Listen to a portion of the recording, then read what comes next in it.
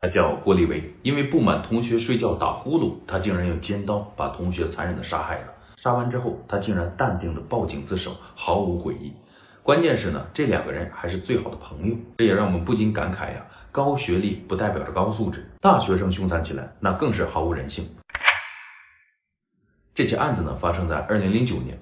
那就在11月13号这一天呢，吉林的警方接到一通报警电话。这打电话的人呢，声音是非常平静，说了：“你们来抓我吧，我在农业大学，我叫郭立维，我刚刚把我的室友杀了。”那警方来到现场之后呢，看到这报警人郭立维那一副文弱书生的样子，当时年仅23岁。他说的就是因为这个室友睡觉打呼噜，我太烦了，我忍不了了，我就捅死他。那究竟是怎样的原因让郭立维挥刀刺向了自己的同窗室友呢？仅仅是因为对方打呼噜这么简单吗？这一切呢，还得从他这个生长环境说起。那郭立维呢，从小出生在一个吉林的比较贫困的家庭里面，父母呢一直打工供着他和姐姐读书。那家里边虽然条件很差，但是郭立维呢在学习上特别用功。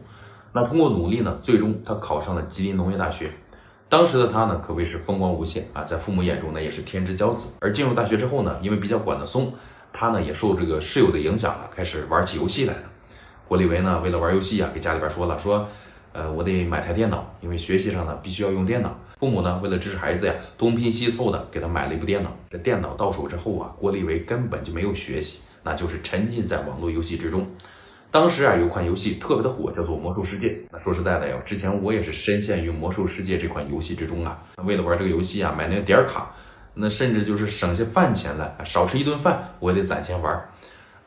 怎么说呢，反正每个人呢都有那个阶段，我感觉那和他同样玩游戏的还有同宿舍的几个朋友这里边呢有个叫做赵岩的。他和这赵岩呢平时是关系最好的哥们儿。这大一的时候大家天天玩，特别开心过得呢也是很融洽。但是呢，这郭立维呢就发现赵岩有个小毛病就是赵岩每天睡觉的时候这呼噜打的是震天响那磨牙打嗝加放屁反正是吵他的根本睡不着觉。但是当时呢没什么感觉，因为呢他每天是高强度的玩游戏，这电脑一关早就累得不行了，他也睡得跟死猪似的，所以就无所谓了，也就适应了。但是这玩了1年游戏之后在这个年末考试的时候这郭立维好几科都挂了他也害怕了。这事儿呢，人学校也通知家长了，说你们孩子刚入学的时候挺好的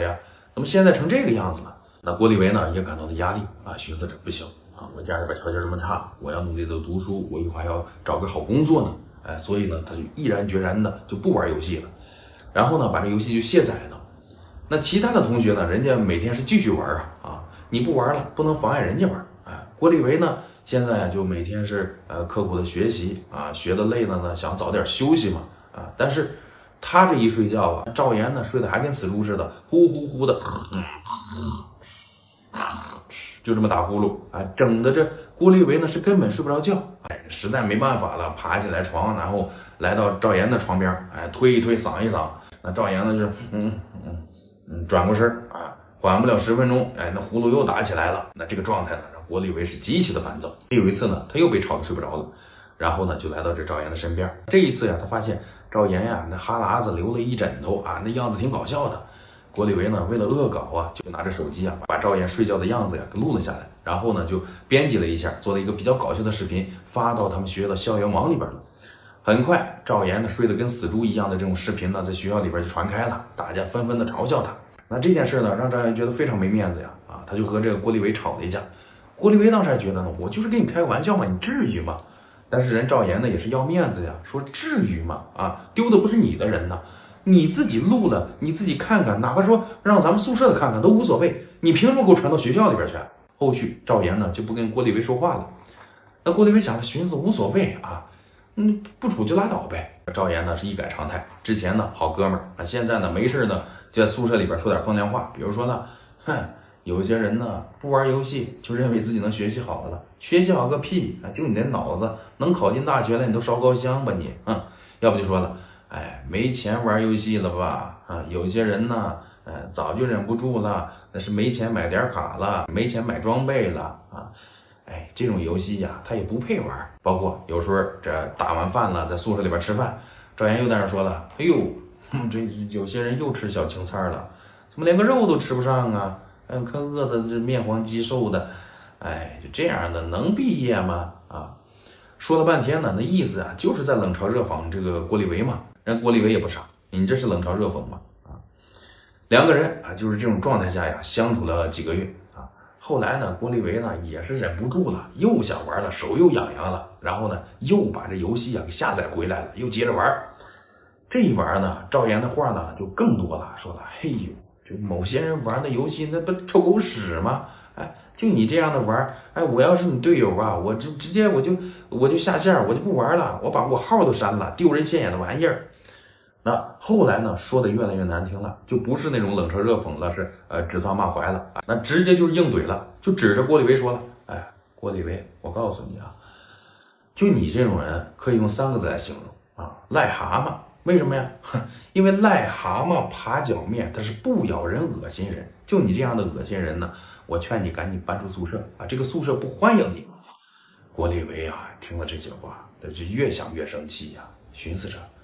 你是个什么东西呀？你让我搬我就搬呀！我不就是录了你个打呼噜的视频，你至于这样没完没了的讽刺我吗？慢慢的，这种郁闷变成了愤怒，愤怒变成了仇恨，仇恨就促使他去买了一把尖刀。他寻思了，你要再敢嘲笑我，我就宰了你。那买好的尖刀，他就藏在了书包里边。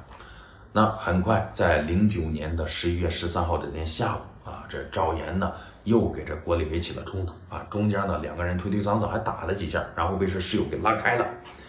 当天晚上，这赵岩呢就正常睡觉了，很快呀就打起呼噜来了。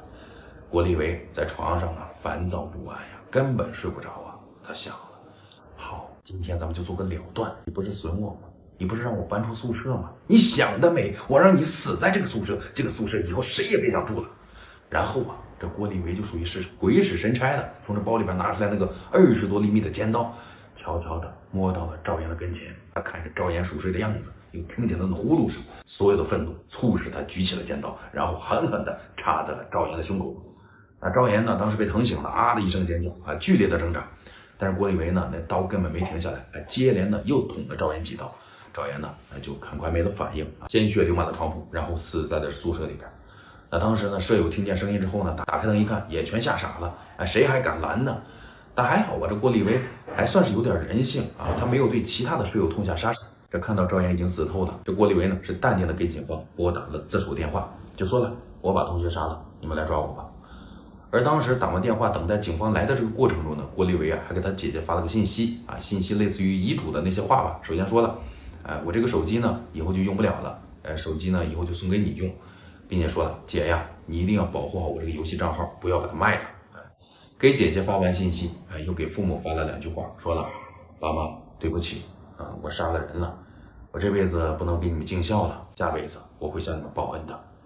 最终啊，在2010年3月25号这一天呢，法院宣判了，郭立维是被判处了死刑、缓刑2年执行，并且是需要赔偿赵岩的父母呢27万。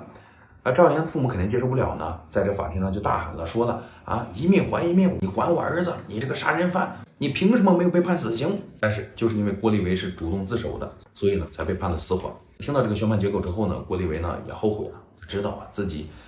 因为这么一点鸡毛蒜皮的小事犯下了这样的大错。这案件呢，表面上貌似只是一个打呼噜造成的恶劣结果，但是背后它并不是打呼噜这么简单。它也反映出来呀，当代大学生虽然说学的知识可以用箩筐装的学富五车，但是他们的内心世界是非常脆弱和敏感的，甚至里边住着一个随时可能被激发出来的恶魔。